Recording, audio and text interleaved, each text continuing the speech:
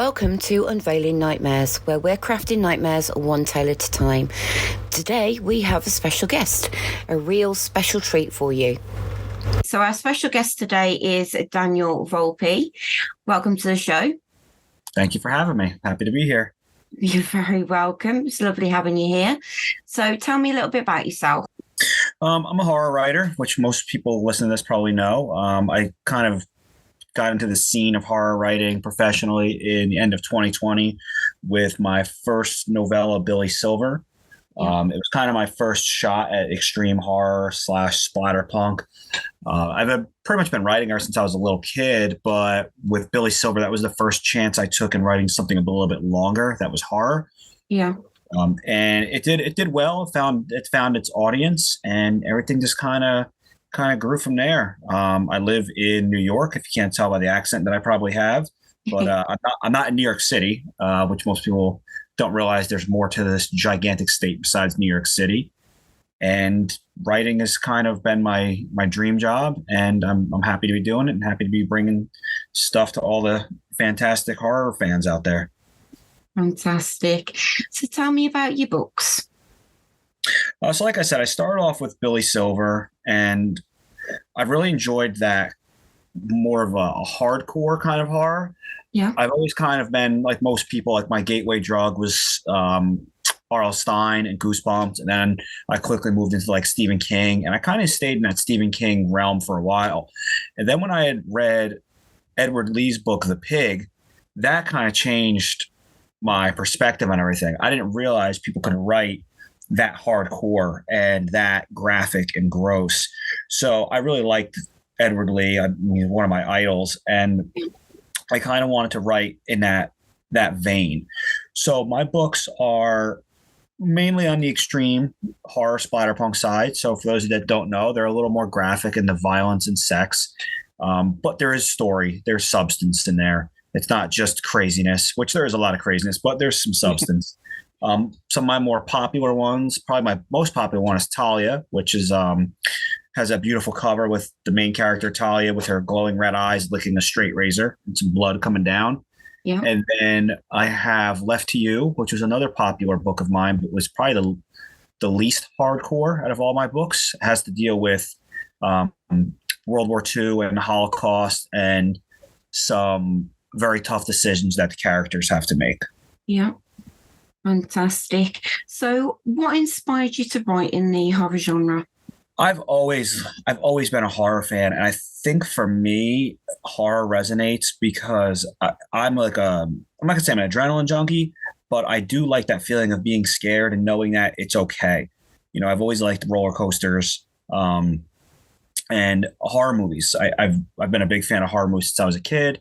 Yeah. And my parents were very good about not centering me too much on what I watched, which I'm a kid that grew up in the 90s. So my parents were kind of lackadaisical with that and kind of let me watch what I wanted. And that feeling of being scared and knowing it was safe was always fun to me. So I, as a horror writer, want to bring that to other people, to not only entertain them with the stories, but to maybe scare them or maybe make them look over their shoulder, you know, on a dark and stormy night kind of thing. So what's the scariest horror that you've ever read or movie that you've seen? For reading wise, I probably have two. And the first one is a short story by Stephen King called The Boogeyman. And that scared the ever-living crap out of me when I was young. I haven't read it in many years, but I just remember it being so scary. And, you know, it was one of those stories that just gave you a jump scare, even though it's on the pages. It's not even a movie or anything like that. Another book that really made me feel very uncomfortable and claustrophobic, even as an adult, was The Deep by Nick Cutter. That book just picks on all your phobias. And if you have claustrophobia especially, it really, really plays on that to the point where I was feeling it. And I knew that book was a winner for me just in the way it made me feel. Yeah. As for movies, it kind of varies because when you're a kid, a lot of things scare you. You know, you get scared by Freddy Krueger and stuff like that, jump scares. I have to say that probably one of the most unsettling movies, and this might be kind of a hot take for some people, for me, was the Blair Witch Project, only because of where I grew up. I grew up in suburban or rural New York, and I spent a lot of time in the woods, around the woods, camping out miles deep at night with nothing more than, a campfire and maybe a tent or a tarp to sleep under. So having that feeling of knowing something is in the woods, something that is not a physical entity that you could fight back against, was very, very nerve-wracking. So I'm not going to say it's the scariest movie for me of all time. I can't really think of anything else. When I was a kid, I know Candyman scared me pretty significantly. I think Paranormal Activity was very well done as well. I kind of like that one for that creepiness factor of it. And I'm a big fan of like the less is more when it comes to movies, especially in that atmospheric scariness of it. Yeah. So can you tell us about the first horror story that you ever wrote? I don't know if it was the first one, but I have an early one I wrote. It's actually called The Chickinator, and it's like a play on the Terminator. And it's essentially this giant, like 7-foot chicken monster that has a machine gun that shoots popcorn chicken. And it's like stalking this boy through his house and shooting at him with these popcorn chicken pieces. And he ends up discovering that he can kill the Chickinator with barbecue sauce. So spoiler alert, he smashes the Chickinator in the face with barbecue sauce. And I don't know what possessed me to write that when I was a kid, but I still vaguely remember it. And I actually still have a copy of it in my little writing library down in my basement. Any plans to sort of like revamp it and bring it to life? I thought about it because I had talked about that story before, and I actually read it live on Facebook years ago because some of my readers, I had talked about it and they're like, "Oh, it's awesome. Can you read it?" I might do it for like an anthology or like a little gag or something like that. But I don't have any concrete plans on resurrecting the Chickinator at this time. No. So how do you come up with the dark and eerie settings in your stories? The dark what? The dark and eerie settings in the stories. Honestly, a lot of people ask this, like when, where the ideas come from. And unfortunately, I don't have really like a sexy answer. Sometimes they literally just come out of the ether, and I can be driving or in the shower or in the woods doing something mundane. And all of a sudden it's like lightning just strikes me. I'm like, holy crap, that'd be a great idea for a story. I also will play on some of my own fears. And, as I'm older and I have children, I use a lot of grief settings with, unfortunately, child loss and death and stuff, which thankfully, knock on wood, I've never had to experience that and hope I never do. But I will base a lot of my stories around grief. Sometimes it's not. Sometimes they're just fun and crazy like Talia. But in a book like Left to You, there is more of a serious connotation to it. So yeah, sometimes the stories just come to me. Yeah, a few authors have said the same thing as well. They're doing something like washing up or something just simple, and something will just come to them, and they go, "Oh, okay."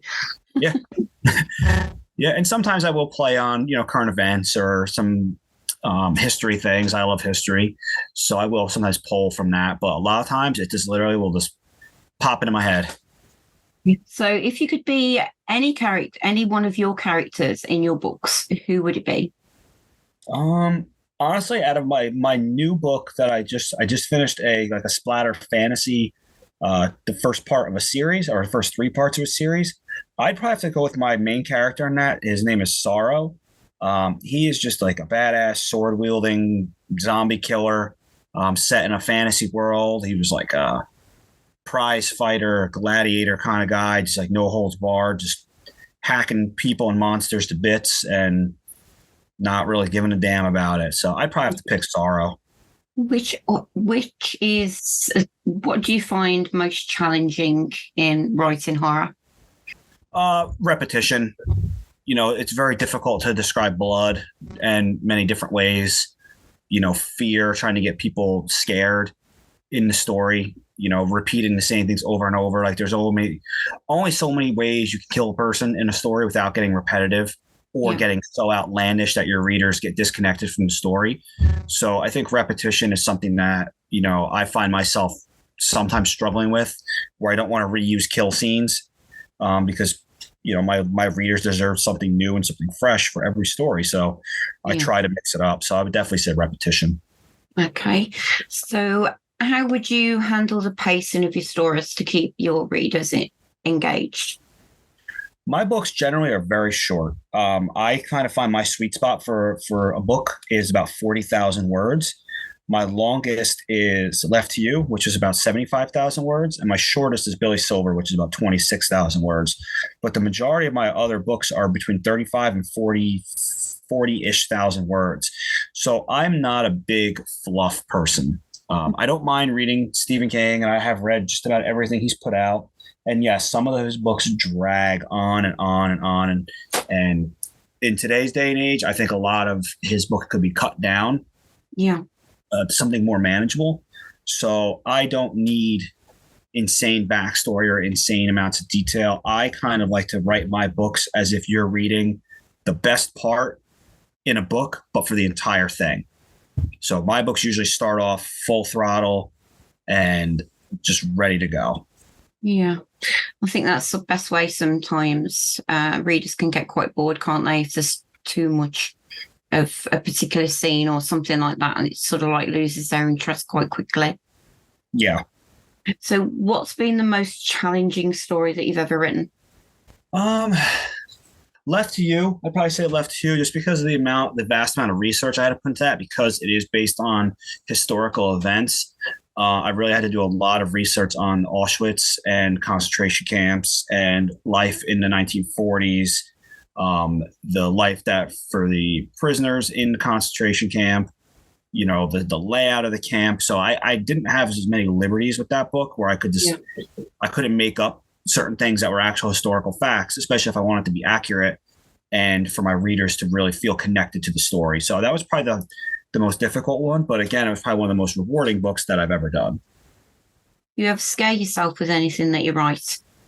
I don't know if I scare myself, but I've definitely made myself feel a little bit uneasy, especially when I write things that I use that where my children are almost like an influence or like a character where I'm like, man, I don't know how I would feel, if this happened to me. So like in Left to You, one of the main characters, he's separated from his wife and two children, all right off the platform at Auschwitz, and they're ripped apart. And that makes me cringe to think of what would I do if I was ever in that situation, how I would feel. So yeah, that's probably the only time I've ever written something and I'm like, man, I don't know I couldn't imagine that. Yeah. No, I couldn't imagine that either. That would be horrendous. Have you ever written anything that you thought that you've gone too far with? Yeah. And luckily I didn't publish it. So there was a scene in Talia, for anybody that's read Talia, there's a scene with Simone. And when I did Simone's final scene, it was much longer, much more graphic and detailed. And I kind of sat down, I was going through my edits and I looked at it and I'm like, this is not necessary to the story. And this is where I feel that some people in the extreme horror community get wrapped up with trying to one up themselves or another author. And they try to make things so hardcore that they pull the reader out of the story. And when I was going through the edits, I kind of felt that this particular scene was just too much and it was unnecessary. And I decided to pull it out. Before I even sent it to an editor, I pulled it out. And I think it was for the best. And that was received obviously quite well by the editor. Yeah. That book still continues to do very well for me, as does the sequel. Fantastic. So which horror authors have influenced you the most? I mean, obviously Stephen King. I've always loved his work. His style, even though some of his books were much longer, the way he broke his chapters up, I really liked that. Even though I don't do it, I really liked reading that, and I definitely enjoyed his work. I've read, I can't even tell you how many of his books I read. Yeah. Edward Lee, another one. He's been around for decades, probably longer than I've been alive. And his books never fail to disappoint. They're always spot on. His writing is good. He can write the most vile of the vile, and then he can write something that is damn near poetic. Not to mention he's a very, very nice guy. So he's definitely been a big influence on me. And I'd have to probably say, I don't know if I would put Nick Cutter up there because I just kind of discovered him in the last 10 years or so. But like John Saul, I read a lot of John Saul when I was younger. And R.L. Stine kind of, just kind of showing me I could write horror. Yeah. Did you ever think that this would be what you were doing when you were a child, that you would be a horror author? I always wanted it to be. That was always my dream job, was to write scary stories for a living and to scare people all the time. Like I said, I've always been doing it, and now I've actually started to kind of do it professionally, which has been amazing. And I'm so thankful to all of my readers and the reviewers. So,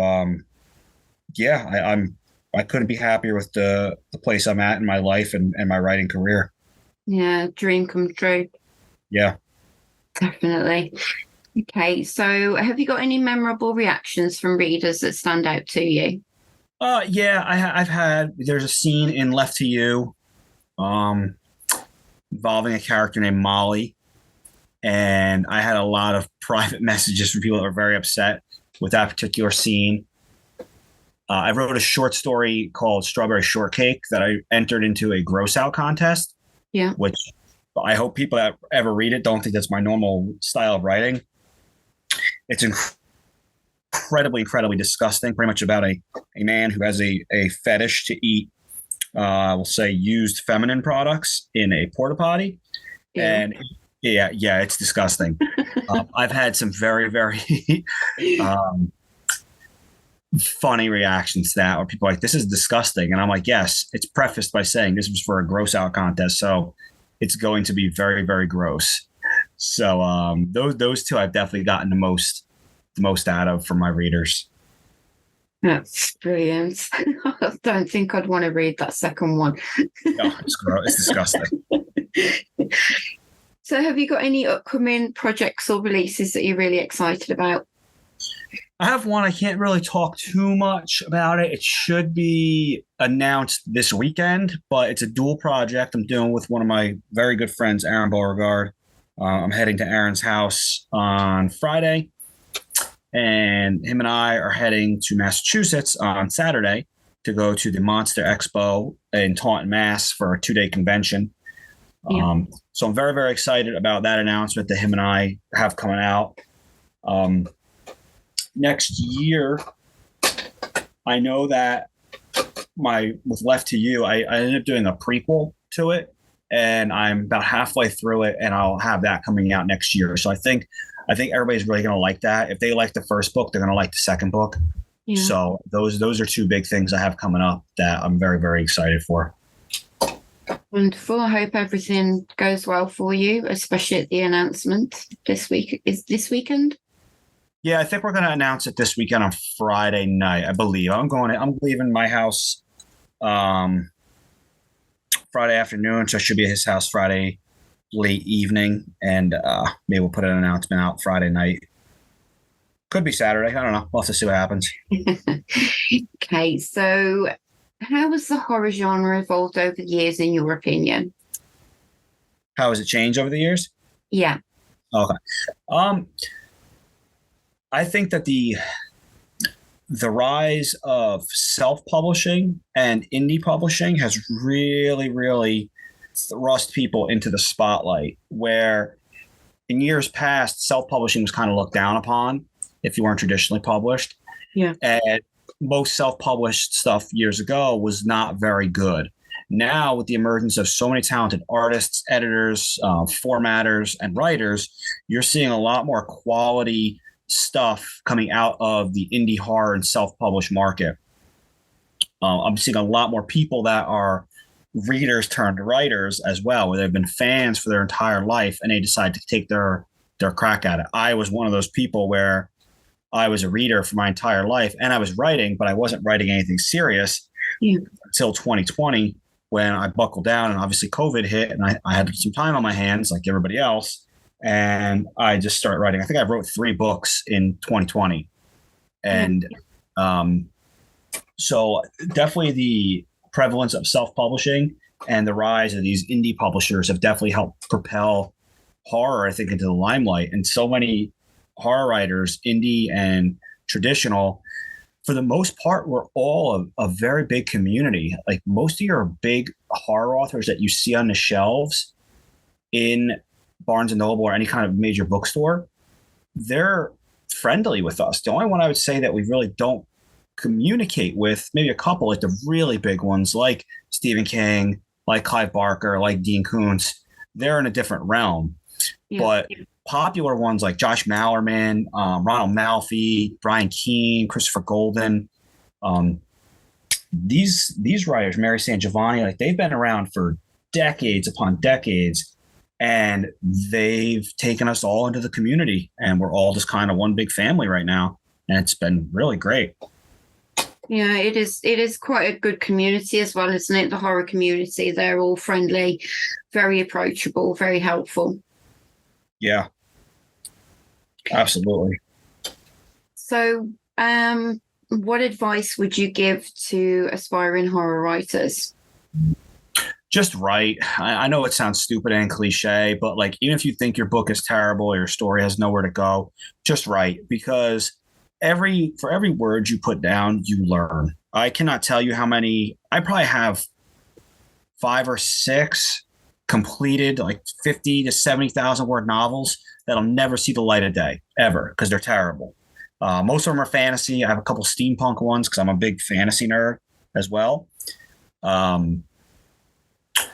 they gave me confidence to know that I could write something longer. They let me learn about character arcs. They let me know what to do and what not to do. Write, definitely read.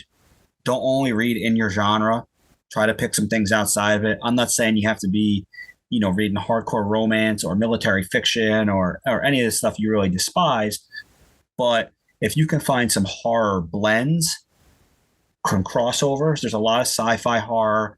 There's some fantasy horror. There's some historical horror and stuff like that if you're really set on it. So read, write.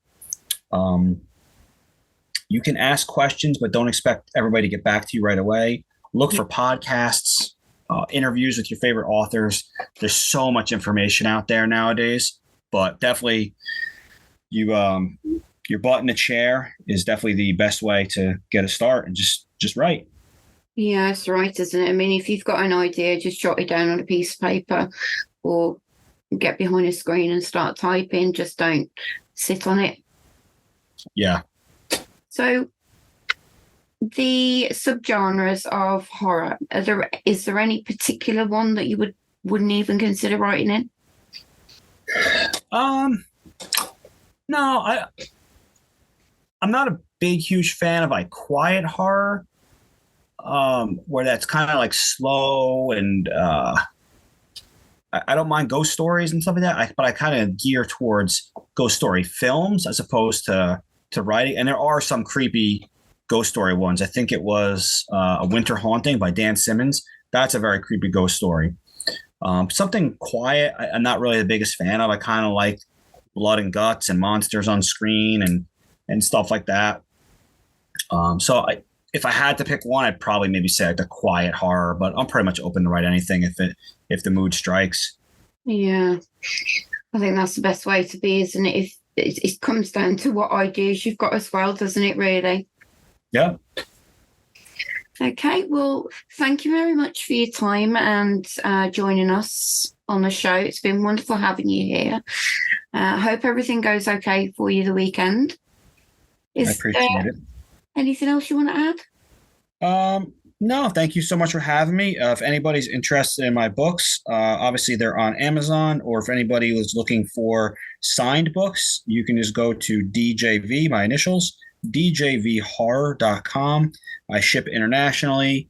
All my books come signed, they come personalized, and of course they all come with some swag, either bookmarks, magnets, stickers, a combination of the such.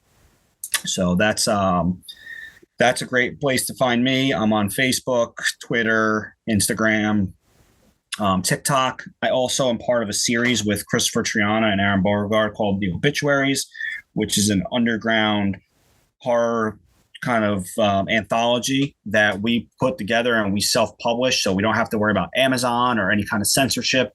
So we've been doing that now for a little over a year, and we're about to release the 5th issue of that. And this time around, we have very popular horror author Brian Smith.